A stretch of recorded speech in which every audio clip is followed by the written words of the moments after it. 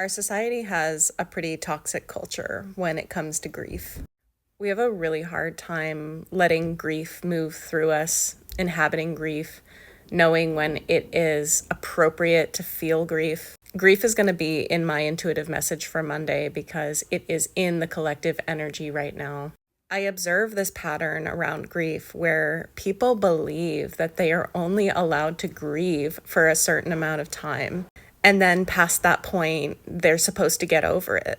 I was in a bookshop 2 years ago, sitting on a bench, feeling pretty badly and not knowing how I was feeling. And I picked up a book off of the bookshelf, and the book was entitled, "It's Okay, You're Not Okay." And I opened that book and started reading it and went, wow, I am in grief from a thing that happened to me 15 years ago. Everything in this book feels like how I feel. Grief does not so much inhabit us for a time and then leave. It's really something that changes who you are as a person.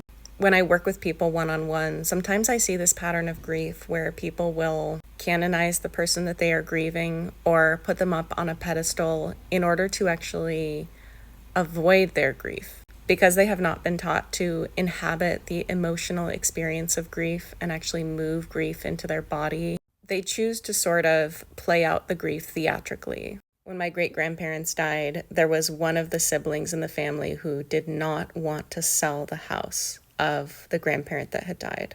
Instead, they wanted to keep the house and renovate the house and visit the house. And the house had become their way of canonizing and grieving the person.